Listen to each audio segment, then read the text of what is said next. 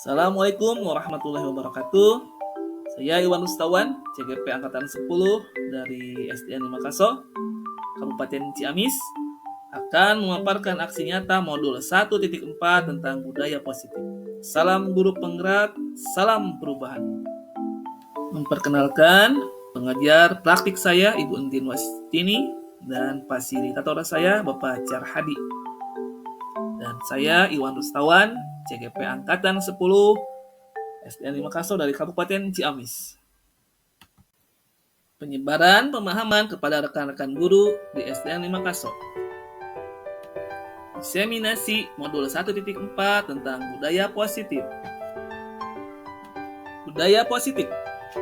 Budaya positif di sekolah yaitu nilai dan kebiasaan di sekolah yang berpihak pada murid agar mereka dapat berkembang menjadi pribadi yang kritis, penuh hormat dan bertanggung jawab sesuai dengan profil pelajar Pancasila. Konsep utama budaya positif. 1. Perubahan paradigma belajar. 2. Disiplin positif. 3. Kebutuhan dasar manusia. 4. Motivasi perilaku manusia. 5. Restitusi posisi kontrol guru. 6. Keyakinan kelas. Dan yang ketujuh, segitiga restitusi. 1. Perubahan paradigma belajar. Dalam membangun budaya positif, sekolah dapat menyediakan lingkungan yang positif, aman dan nyaman agar siswa mampu berpikir, bertindak, dan mencipta dengan merdeka, mandiri dan bertanggung jawab. Disiplin sangat berkaitan dengan kontrol guru terhadap siswa. Cobalah buka. Anda dan teman Anda akan melakukan kegiatan cobalah buka.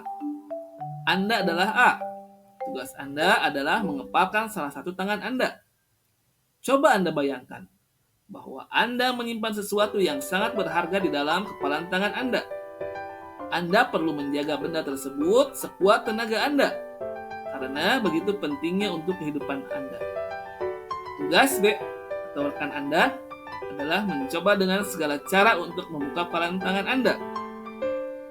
Teman Anda B boleh membujuk, menghardik, mengintimidasi, memarahi, menggoda, menggelitik, bahkan menawari Anda uang agar Anda bersedia untuk membuka kepalan tangan Anda. Tujuan pendidikan. Menurut Ki Hajar Dewantara, tujuan pendidikan adalah menuntun segala kodrat yang ada pada anak-anak agar mereka dapat mencapai keselamatan dan kebahagiaan yang setinggi-tingginya, baik sebagai manusia maupun sebagai anggota masyarakat. Oleh sebab itu, pendidik itu hanya dapat menuntun tumbuh atau hidupnya kekuatan kodrat yang ada pada anak-anak, agar dapat memperbaiki lakunya atau bukan dasarnya hidup dan tumbuhnya kekuatan kodrat anak. 2. Disiplin positif. Disiplin berasal dari bahasa Latin, disciplina, yang artinya belajar. Makna asal dari kata ini berkonotasi dengan disiplin diri dari murid-murid Sokrates dan Plato. Disiplin diri membuat orang menggali potensinya menuju sebuah tujuan, apa yang dihargai. Namun dalam budaya kita, makna kata disiplin telah berubah jadi sesuatu yang dilakukan seseorang pada orang lain untuk mendapatkan kepatuhan. Kecenderungan umum adalah menghubungkan kata disiplin dengan ketidaknyamanan, bukan dengan apa yang kita hargai atau pencapaian suatu tujuan mulia.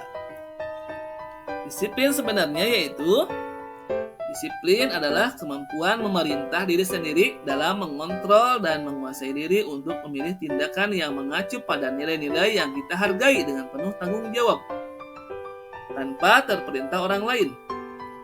Nilai-nilai yang kita hargai adalah nilai kebajikan atau yang bersifat positif manusia yang merupakan tujuan mulia yang ingin dicapai setiap individu. Itu nilai-nilai dalam profil pelajar Pancasila. 3. Kebutuhan dasar manusia. Realitas atau kebutuhan setiap orang berbeda. Kita harus berusaha dan memahami pandangan orang lain tentang dunia. Setiap orang memiliki gambaran yang berbeda. Contoh kasus. Buria, guru kelas 6 di SD Permal, sedang bingung menghadapi ulah salah satu murid di kelas bernama Agus. Beberapa anak telah datang dan mengeluhkan Agus yang seringkali meminta bekal makan siang mereka dengan paksa. Jika Anda menghadapi situasi seperti Buria, apa yang akan Anda lakukan? Menurut Anda, kira-kira apa alasan Agus melakukan hal itu? Dalam konteks penerapan disiplin positif, Ibu Ria sebaiknya mencari tahu alasan Agus melakukan tindakan tersebut agar mengetahui kebutuhan mana yang sedang berusaha dipenuhi oleh Agus. 1. Agus lapar dan orang tuanya tidak membawakannya bekal makan siang. 2. Teman Agus jadi perhatikan Agus. 3. Agus merasa hebat karena temannya jadi takut dan menuruti keinginannya. 4. Agus merasa bosan dengan bekal yang dibawakan orang tuanya karena selalu bekal yang sama. 5. Agus hanya iseng dan dia menikmati ekspresi wajah temannya yang kesal. 4. Semua perilaku memiliki tujuan.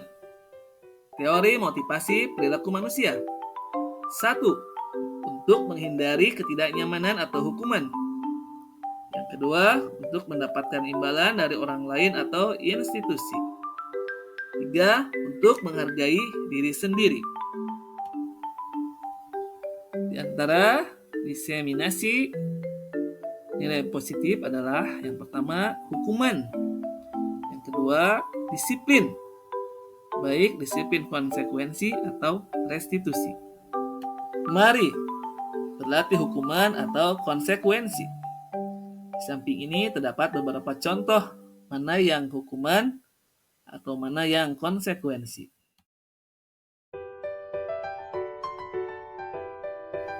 5. Restitusi atau posisi kontrol guru.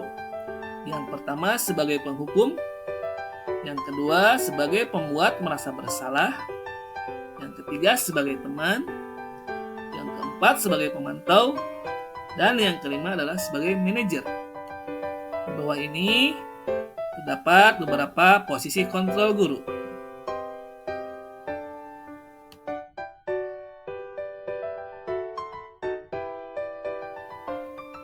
Contoh kasus, Sabrina hari itu bangun terlambat dan terburu-buru sampai di sekolah.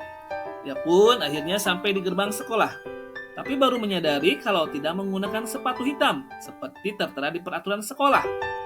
Di depan pintu kelas, Bapak Lukman memperhatikan sepatu Sabrina yang berwarna coklat.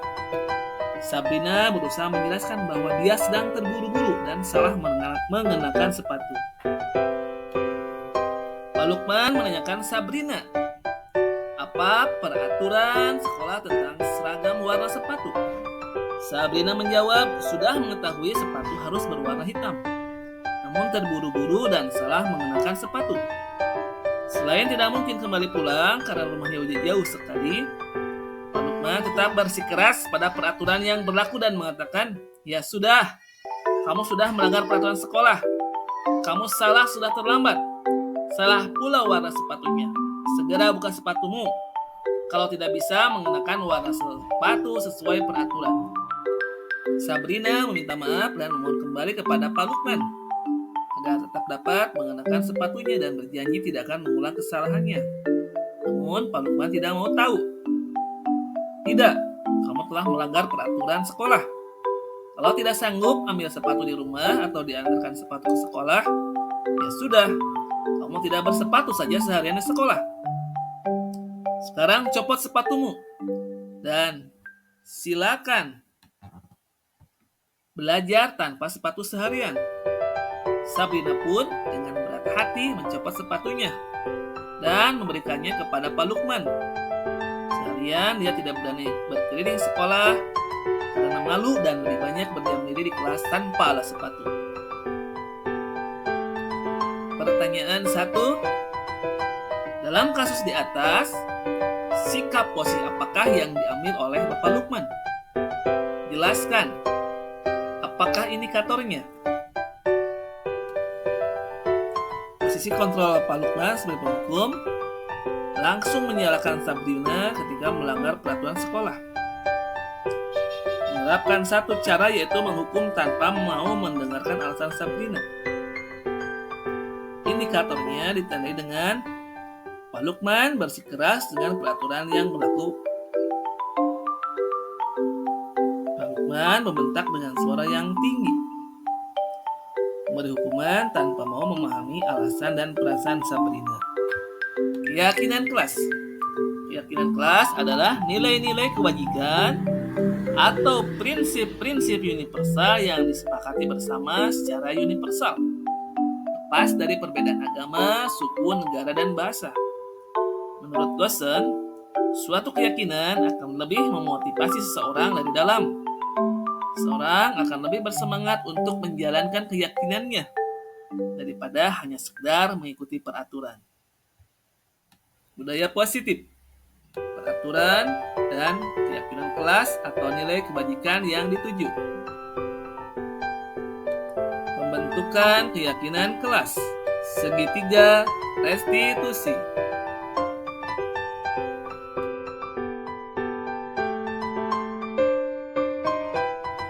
Tahapan segitiga restitusi. 1. Menstabilkan identitas.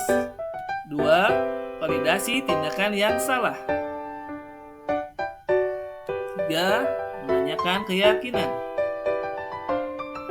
Terima kasih telah menyaksikan pemaparan diseminasi budaya positif di sekolah. Semoga bermanfaat. Assalamualaikum warahmatullahi wabarakatuh.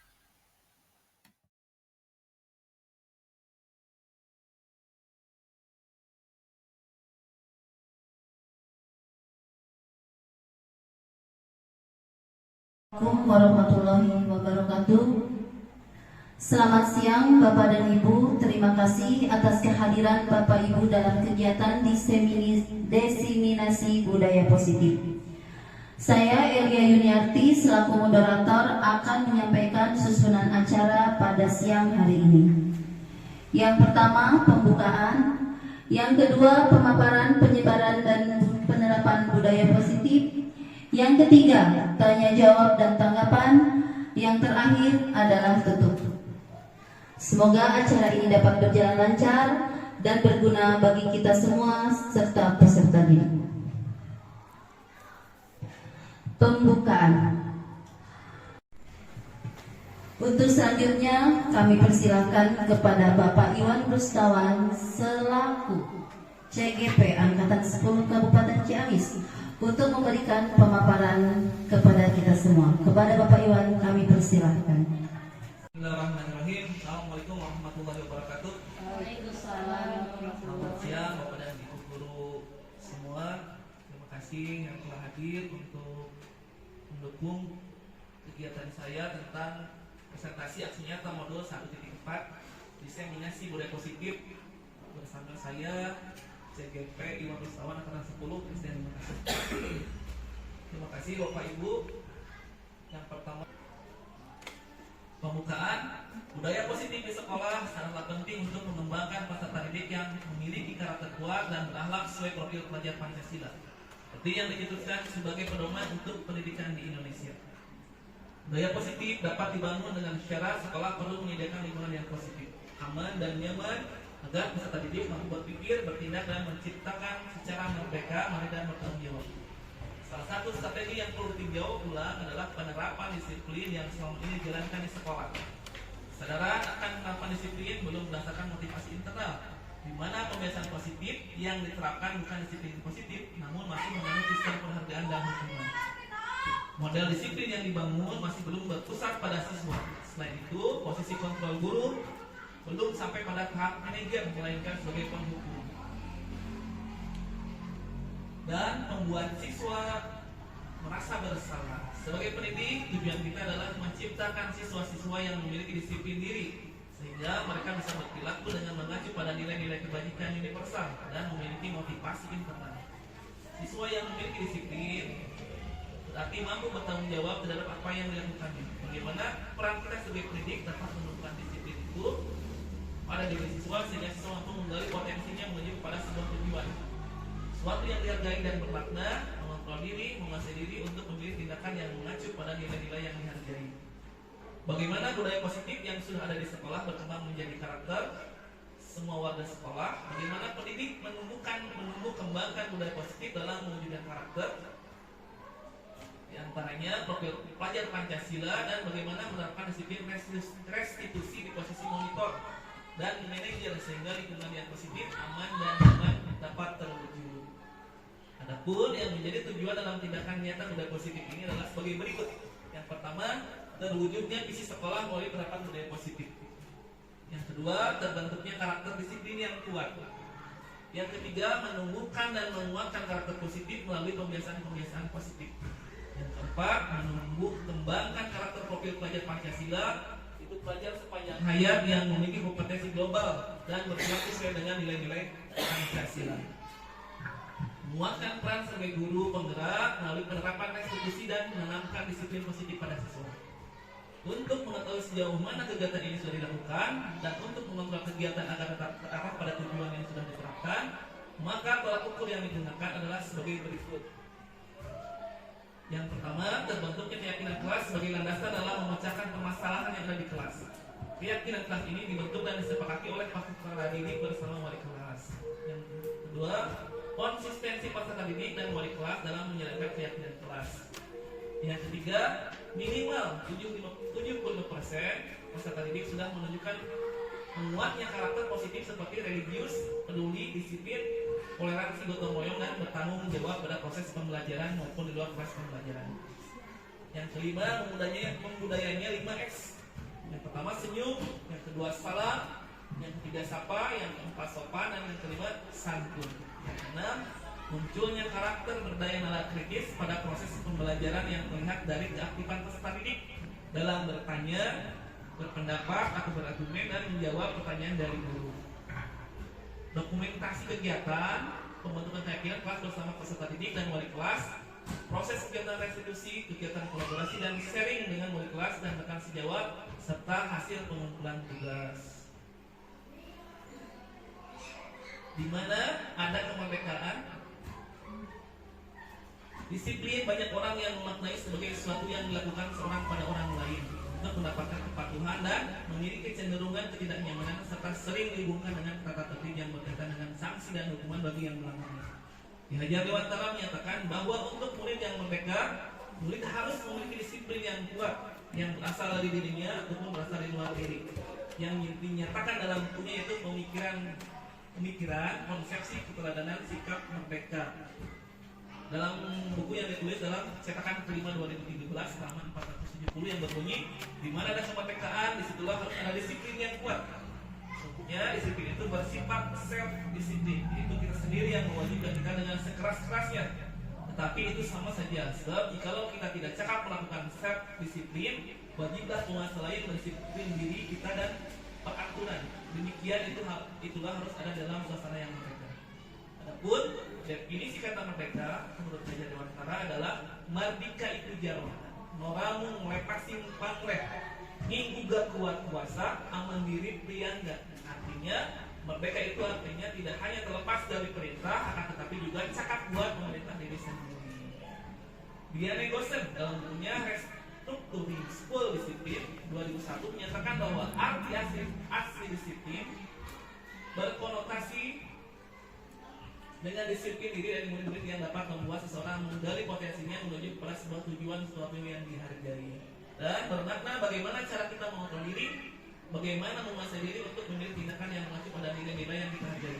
Dengan kata lain, seseorang yang memiliki disiplin berarti mereka bisa bertanggung jawab terhadap apa yang dilakukannya karena mereka berdasarkan tindakan mereka pada nilai-nilai kebaikan yang universal. Dari dua pendapat di atas dapat disebutkan bahwa murid yang memiliki disiplin positif akan memiliki motivasi internal yang tinggi dalam menguasai diri untuk melakukan tindakan yang sesuai dengan nilai-nilai kebaikan universal. Sebagai pendidik, tugasnya adalah membimbing siswa untuk memiliki disiplin diri yang berasal dari dirinya sendiri. Selanjutnya, kebutuhan dasar manusia. Berdasarkan teori kontrol yang menyatakan bahwa perilaku manusia memiliki tujuan dalam membangun sekolah, maka yang dimaksud perilaku siswa, terkadang kita tidak menyadari bahwa perilaku yang dilakukan pasti memiliki alasan dan tujuan. Perlu dipahami bahwa ketika siswa melakukan perilaku yang tidak baik, maka saat itu siswa memiliki kebutuhan dasar yang harus dipenuhi. Terdapat 5 dasar kebutuhan manusia, yaitu pertama, kebutuhan bertahan hidup untuk survival. Yang kedua, kebutuhan cinta dan kasih sayang atau penerimaan. Yang ketiga, kebutuhan penguasaan atau pengakuan. Yang keempat, kebutuhan kebebasan. Yang kelima, kebutuhan atau kesempurnaan. Motivasi perilaku manusia. Menurut Diana Gosden dalam bukunya Restructuring School Discipline menyatakan ada 3 alasan motivasi perilaku manusia, yaitu 1. Untuk menghindari ketidaknyamanan atau hukuman. Yang kedua, untuk mendapatkan imbalan atau penghargaan dari orang lain. Yang ketiga, menjadi orang yang mereka inginkan dan menghargai diri sendiri dengan nilai-nilai yang mereka percaya. Dalam ketiga motivasi perilaku manusia, dalam mewujudkan disiplin positif yang harus ditanamkan dalam murid-murid adalah motivasi yang nomor 3. Karena dengan motivasi tersebut, mereka telah memiliki motivasi intrinsik yang berdampak jangka panjang, motivasi yang tidak akan terpengaruh pada adanya hukuman atau hadiah. Mereka akan tetap perilaku baik dan berlandaskan nilai kebajikan karena mereka ingin menjadi orang yang menjunjung tinggi nilai-nilai yang mereka hargai. Selanjutnya, posisi kontrol restitusi. Gosden telah berkesimpulan bahwa terdapat 5 posisi kontrol yang dapat diterapkan seorang guru. 5 posisi kontrol tersebut adalah sebagai penghukum, pembuat rasa bersalah, teman, pemantau, dan manajer. Mari kita lihat posisi ini. Yang pertama, penghukum. Seorang hukum bisa menggunakan hukuman fisik maupun verbal. Yang biasa dilakukan hukum biasanya menghardik, menunjuk-nunjuk, menyakiti atau menyindir. Dampak pada murid dari seorang penghukum adalah perilaku kontrol negatif, seperti murid mengulangi kesalahan berulang kali, lalu perilaku menjadi agresif. Yang kedua, pembuat merasa bersalah. Pada posisi ini biasanya digunakan bersuara lebih lembut. Yang biasanya dilakukan pembuat merasa bersalah adalah berceramah, menunjukkan kecewaan. Dalam dampak pada murid dari seorang pembuat merasa bersalah adalah murid akan merasa rendah diri, merasa gagal, dan tidak berharga. Yang ketiga, teman guru. Pada posisi teman guru tidak akan menyakiti murid, namun selalu berupaya membantu murid melalui pendekatan persuasif. Yang biasa dilakukan posisi sebagai teman adalah membuat alasan-alasan untuk murid-muridnya. Dampak pada murid adalah murid akan tergantung, tidak akan mandiri, dan tidak bisa memutuskan keputusan sendiri. Guru sebagai pemantau. Pada posisi ini biasanya selalu mengawasi muridnya yang berpatokan pada catatan atau kesepakatan yang sudah disetujui. Yang biasa dilakukan posisi sebagai pemantau, yaitu memantau, menghitung, dan mengukur kedisiplinan murid. Dampak bagi murid dari posisi kontrol pemantau yaitu menitik beratkan pada dampak pada diri sendiri, mendapatkan hadiah atau mendapatkan hukuman. Yang kelima, sebagai manajer. Manajer adalah seorang yang telah memiliki keterampilan di posisi teman maupun pemantau, dan dengan demikian bisa jadi waktu-waktu tertentu balik pada kedua posisi tersebut bila diperlukan. Guru pada posisi ini biasanya guru berbuat sesuatu bersama dengan murid, mempersilahkan murid mempertanggungjawabkan perilakunya, mendukung murid agar dapat menemukan solusi atas permasalahannya sendiri. Yang dilakukan guru pada posisi manajer biasanya mengajukan pertanyaan-pertanyaan terkait nilai kebajikan yang telah diyakininya, atau pertanyaan yang berkaitan dengan solusi yang ditempuh berkaitan dengan pelanggaran tata tertib. Dari kelima posisi kontrol di atas, apabila kita menginginkan murid-murid ke depannya menjadi manusia yang merdeka, mandiri dan bertanggung jawab, dan tumbuh motivasi intrinsik dalam diri mereka, maka perlu menerapkan restitusi yang dapat mengarahkan pada menjadikan murid kita seorang manajer bagi dirinya sendiri. Dalam posisi kontrol manajer, murid oleh guru diajak mengevaluasi diri, bagaimana menjadi diri yang lebih baik, menganalisis kebutuhan dirinya, dan menganalisis kebutuhan orang lain. Ini penekanan bukan pada kemampuan memberikan konsensus pada murid, tetapi guru dapat berkolaborasi dengan murid bagaimana memperbaiki kesalahan yang ada. Selanjutnya, keyakinan kelas. Setiap tindakan atau perilaku yang kita lakukan dalam kelas dapat menentukan terciptanya sebuah lingkungan positif. Mengapa keyakinan kelas? Mengapa tidak peraturan kelas saja? Jawabannya satu, keyakinan akan lebih memotivasi seorang di dalam atau memotivasi secara intrinsik. Seorang akan lebih tergerak dan bersemangat untuk menjalankan keyakinannya daripada hanya sekedar mengikuti serangkaian peraturan yang mereka harus melakukan begini atau begitu, yang membuat ketidaknyamanan dan keterpaksaan. Berikut contoh keyakinan kelas. Pertama, keyakinan kelas dapat bersifat lebih abstrak. Yang kedua, kedua, dituliskan berupa pernyataan universal. Yang ketiga, senantiasa dibuat dalam bentuk positif. Yang keempat, tidak terlalu banyak sehingga mudah diingat. Yang kelima, mudah dipahami. Yang keenam, dapat diterapkan di lingkungan sekolah dengan kondisinya.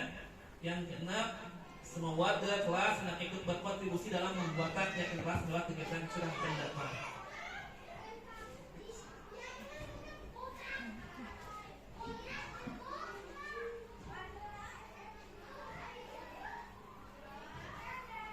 Nah, sekarang di sini ada restitusi. Apa itu restitusi? Yaitu restitusi adalah memberikan kesempatan pada murid untuk disiplin positif, memulihkan diri dari kesalahan sehingga memiliki tujuan yang jelas. Penekanannya pada cara mereka menghargai nilai-nilai kebajikan yang diyakini bukan berperilaku untuk menyenangkan orang lain. Restitusi membantu murid untuk jujur pada dirinya sendiri dan mengevaluasi dampak dari kesalahan yang dilakukan. Restitusi memberikan penawaran bukan paksaan. Sangat penting bagi guru menciptakan kondisi yang membuat murid bersedia menyelesaikan masalahnya dan membuat lebih baik lagi. Guru dapat menggunakan kalimat seperti semua orang pernah berbuat salah dan menunjukkan dengan memperjelas kesalahannya.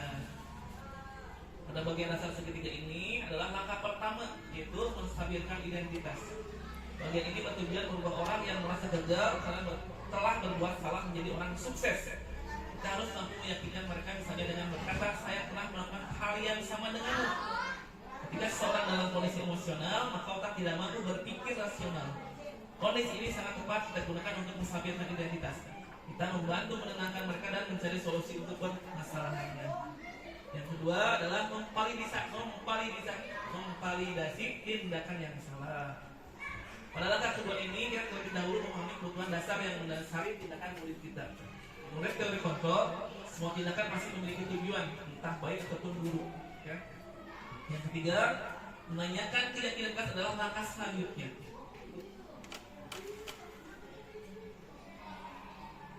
Lalu, ketika langkah pertama dan kedua sukses dilakukan, maka anak lebih siap dikaitkan dengan nilai kebajikan yang dia percaya dan berpindah menjadi orang yang dia inginkan. Kehidupan masa depan yang mereka inginkan sangat penting ditanyakan. Jika gambaran masa depan sudah ditemukan, maka guru dapat membantu mengarahkan mereka terfokus pada gambarannya. Segitiga restitusi dapat menumbuhkan motivasi internal murid untuk positif dan terbiasa mencari solusi dengan permasalahannya. Terima kasih kepada Pak Iwan Rustawan atas pemaparan dan penyebaran penerapan budaya positif di sekolah.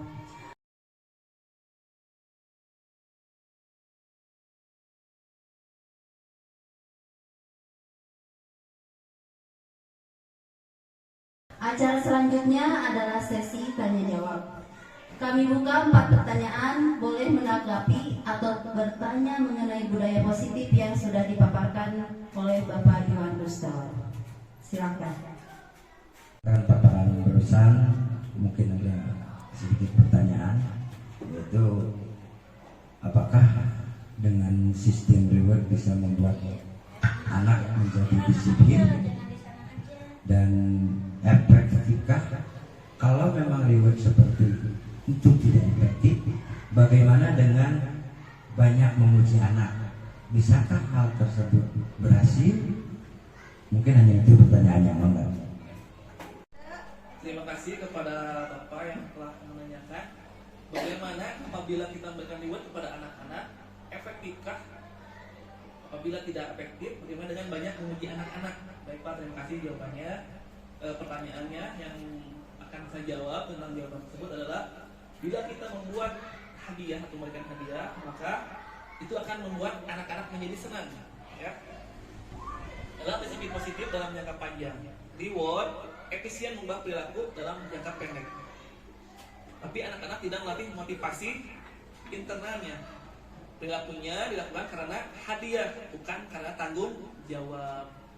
Memuji anak atau memberi hadiah pada anak boleh asalkan spontan. Tujuannya untuk mengekspresikan emosi orang tua, bukan untuk memanipulasi atau mengontrol pemberian hadiah untuk anak yang tidak dijanjikan di awal sebagai iming-iming perilaku. Tidak akan menjadikan alat tawar agar anak tidak berketergantungan.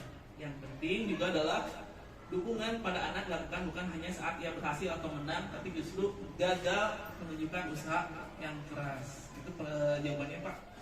Mudah-mudahan bisa dipahami. Dua. Terima kasih Ibu Mimi yang telah bertanya dengan pertanyaan yang bagaimana ada kalanya kita sebagai guru terpancing emosi kepada anak yang melanggar aturan. Bagaimana solusinya agar kita tetap lancar dan tenang dalam menghadapi anak-anak tersebut? Jawaban saya, jika kita terpancing emosi, maka kita harus merespon pada kebutuhan kita, bukan kebutuhan anak-anak. Ini biasanya karena mereka punya perasaan negatif, emosi misalnya karena asumsi atau label negatif ke anak yang nakal itu karena dari orang tua, dan nggak ada waktu mereka orang tua pada anak-anaknya. Tenangkan diri dulu sebelum proses disiplin positif. Penting diingat bahwa setiap perilaku pasti ada tujuan dan niatnya. Perilaku anak untuk memenuhi kebutuhannya, bukan untuk membuat bikin emosi orang tua. Kalau melihat dengan positif, tidak hanya pada perilakunya, maka akan lebih mudah untuk tenang dan fokus pada apa yang dibutuhkan anak-anak saat menerapkan disiplin positif. Disiplin positif tujuannya agar anak belajar dengan mengendalikan diri sesuai dengan tujuannya dan nilai yang dipercaya bersama di rumah dan di sekolah. Lalu apa langkah awalnya? Yaitu kita harus menyepakati dan mempunyai tujuan bersama. Ya, kesepakatan bersama dilakukan sejak awal. Dasari atas komunikasi yang baik, sepakati juga konsekuensi serta apa yang akan dilakukan oleh orang tua dan anak pada saat mereka melanggar aturan. Terima kasih jawaban saya.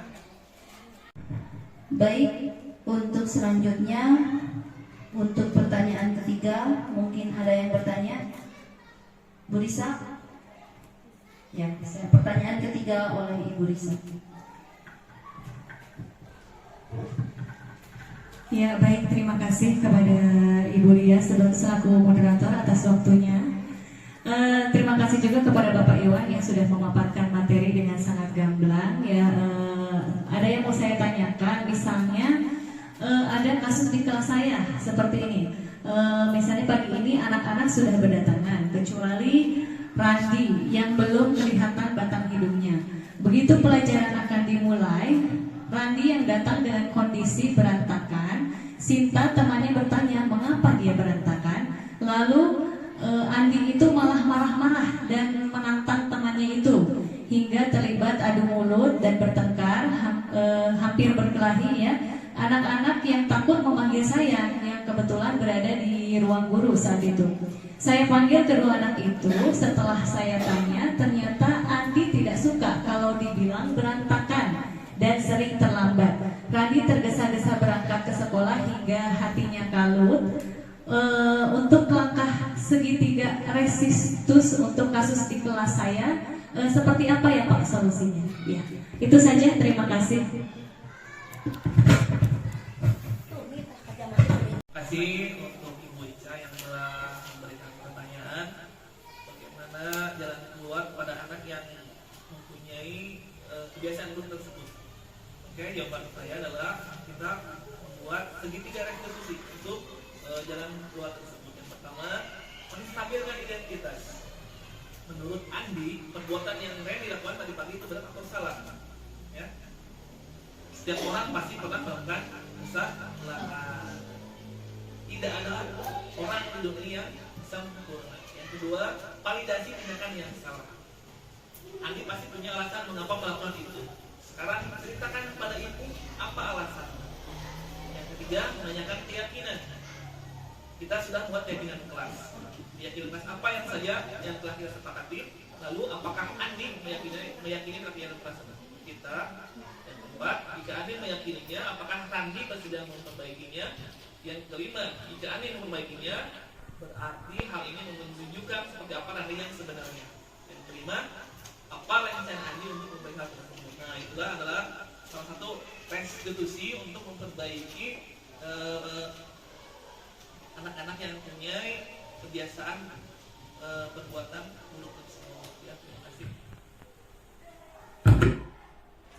Ya, yang sudah memberi pemaparan atas pertanyaan yang telah diberikan oleh Ibu Lisa. Selanjutnya, untuk pertanyaan keempat, kami buka. Silakan, Bu Eni.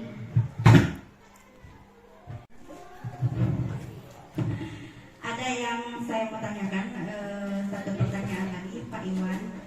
Pertanyaannya adalah, saya masih bingung dalam tahapan menstabilkan identitas. Coba bisa lebih diperjelas lagi dalam langkah menstabilkan identitas Pak Iwan. Terima kasih. Terima kasih kepada Bu Eni yang telah memberikan pertanyaan. Baik, akan saya jawab. Bagian dasar dari segitiga bertujuan untuk mengubah identitas anak dari orang yang gagal karena melakukan kesalahan menjadi orang yang sukses.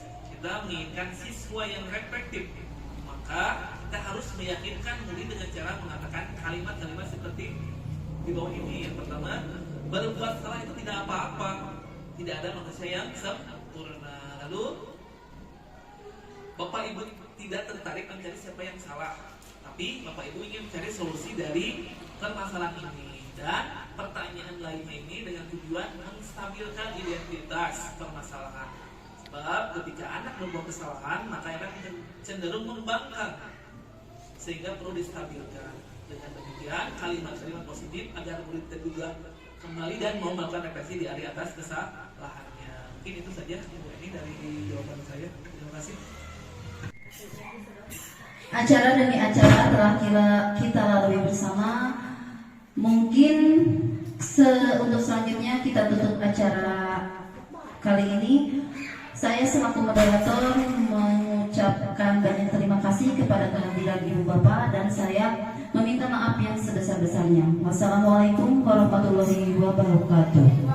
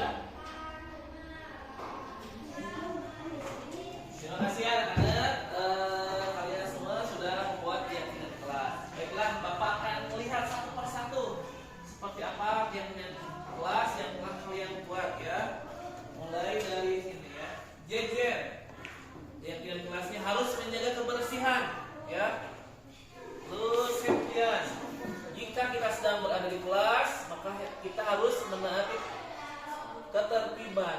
Oke. Doni tidak boleh datang terlambat ke dalam kelas. Rijal tidak boleh membuli teman. Mesya tidak boleh datang terlambat ke sekolah. Siska tidak boleh membuli sesama teman. Oke. Ermat tidak boleh berisik saat guru menjelaskan pelajaran. Naura tidak boleh membuang sampah sembarangan. Temi berpakaian harus rapi. Fajar tidak boleh buang sampah sembarangan. Kevin tidak boleh membuang sampah sembarangan di kelas. Jika tidak boleh dan tidak boleh membuli teman di kelas. Kelas yang telah kalian buat ya. Keyakinan kelas yang telah kalian buat. Semoga kalian bisa mentaatinya. Di antaranya yang pertama, menjaga kebersihan kelas. Artinya kita tidak boleh membuang sampah sembarangan. Ya, tidak boleh membuang sampah sembarangan. Berarti di mana buang sampahnya? Di tempat sampah. Itu keyakinan kelas yang pertama. Yang kedua, tidak boleh datang terlambat ke dalam kelas. Artinya kita tidak boleh datang ke sini yang harus tepat waktu. Oke, yang kelas yang kedua. Yang ketiga, tidak boleh membuli teman. Nanti kalian sepakat ya, tidak boleh membuli teman. Tapi tidak ada lagi teman yang jahili atau disinggung ya. Sama teman harus rukun, harus damai. Yang keempat, apalagi yang keempat, tidak boleh berisik saat guru sedang menjelaskan. Artinya kita harus memperhatikan jika guru sedang menjelaskan pelajaran atau sedang menerangkan. Yang keenam, berpakaian harus rapi ya, bagus. Kalian tapi selama mengikuti pelajaran harus pakai pakaian yang rapi. Selanjutnya, harus tertib di dalam kelas. Oke. Nah, itulah di antara poin-poin keyakinan kelas yang telah kita buat ya. Maka setelah membuat keyakinan kelas, kalian harus bisa mematuhinya. Ya, mematuhinya. Satu lagi. Pertama, harus datang tepat waktu. Oke, sepakat? Setuju? Setuju. Yang kedua, tidak boleh membuang sampah sembarangan. Yang ketiga, tidak boleh membuli teman. Tidak boleh membuli teman ya. Harus damai, akur, rukun sama teman. Yang keempat, tidak boleh bicara saat guru sedang menerangkan. Yang kelima, berpakaian harus rapi. Gunakan pakaian seragam sesuai dengan hari ya, sesuai dengan hari yang kita lalui. Ya, itu adalah salah antara keyakinan kelas yang telah kita buat ya. Semoga kalian bisa mentaati keyakinan kelas yang telah kita buat ya. Ada berapa poin tadi? 5. Siap ditaati anak-anak? Siap. 5. Kasih ya ke kalian sudah buat keyakinan kelas. Mudah-mudahan dengan keyakinan tersebut kita bisa nyaman, bisa enjoy kita sedang belajar di kelas. Apabila kita nyaman di kelas, enak tidak belajar itu. Enak ya, nyaman tertib ya. Semoga keyakinan kelas ini bisa kalian patuhi ya. Dan ini kita tempel di dinding ya. Kita tempel di dinding sana biar kalian ingat ya apa saja keyakinan kelas yang telah kita sepakati ya. Bila kalian melanggarnya, berarti kalian telah mengkhianati diri kalian sendiri.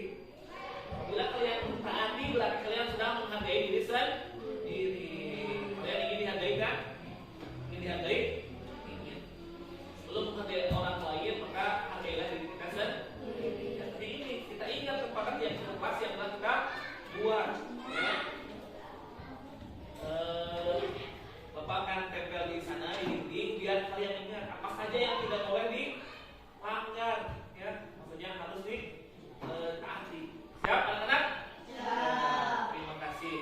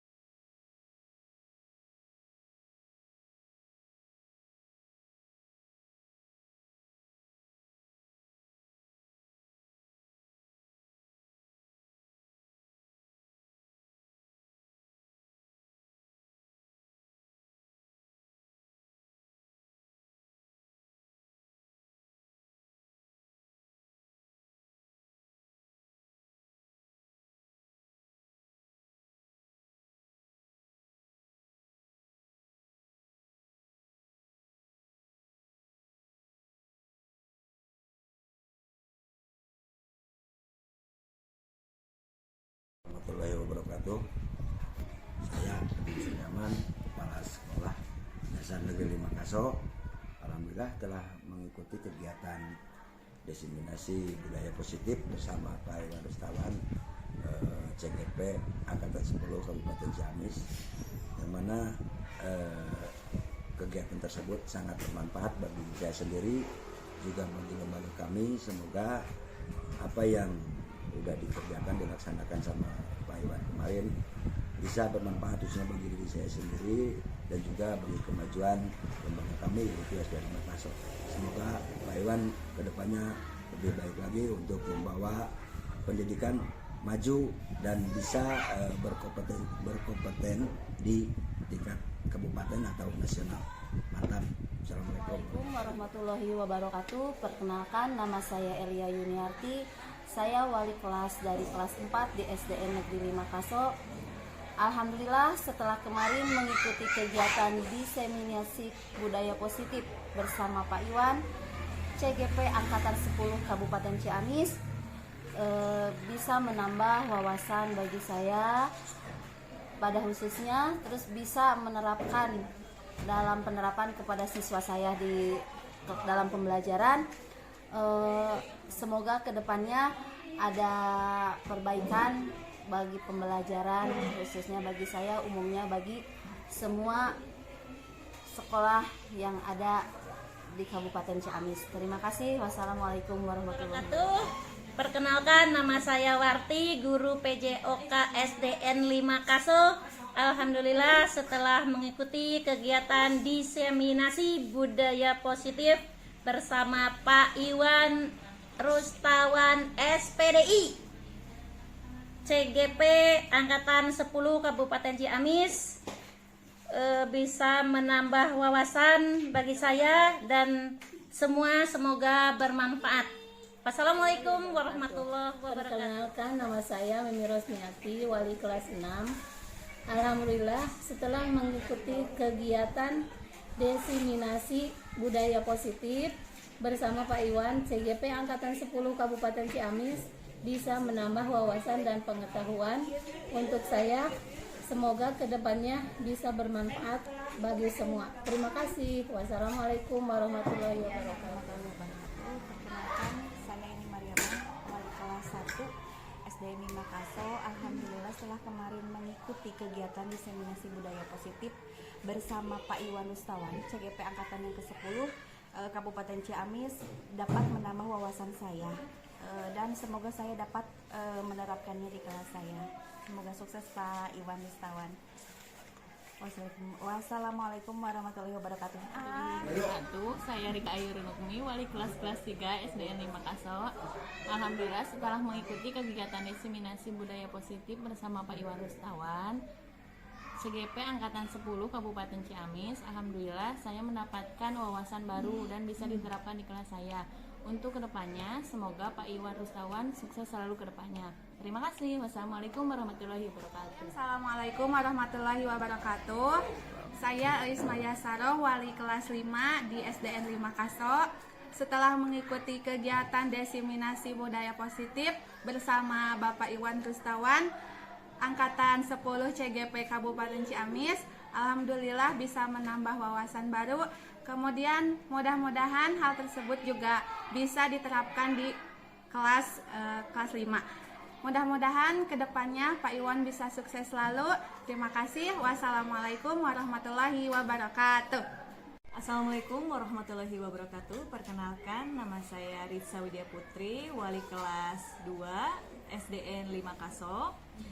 Alhamdulillah setelah kemarin mengikuti kegiatan diseminasi budaya positif bersama Bapak Iwan Rustawan, CGP Angkatan 10 Kabupaten Ciamis, ilmu yang didapat semoga dapat menambah kompetensi saya sebagai guru dan juga menambah wawasan saya, dan semoga kedepannya bisa saya terapkan di kelas. Sukses terus untuk Pak Iwan, semoga kedepannya menjadi lebih baik. Terima kasih. Wassalamualaikum warahmatullahi wabarakatuh. Assalamualaikum warahmatullahi wabarakatuh. Perkenalkan, nama saya Ermani Sulianti, siswi dari SDN 5 Kaso, Kecamatan Tampasari. Saya mau mengucapkan banyak terima kasih kepada Bapak Iwan yang telah memberikan saya ilmu. Semoga ilmu yang Bapak Iwan berikan bisa bermanfaat. Semoga Bapak Iwan sukses dan sehat selalu. Wassalamualaikum warahmatullahi wabarakatuh. Perkenalkan, nama saya Rijal, murid dari SDN 5 Kaso, Kecamatan Tamak Sari, Kabupaten Ciamis. Mengucapkan banyak terima kasih kepada Bapak Iwan yang telah memberikan saya ilmu. Semoga ilmu yang diberikan Bapak Iwan bisa bermanfaat bagi saya. Wassalamualaikum warahmatullahi wabarakatuh. Terima kasih telah menyaksikan paparan aksi nyata modul 1.4. Semoga bermanfaat bagi kita semua. Salam guru penggerak. Assalamualaikum warahmatullahi wabarakatuh.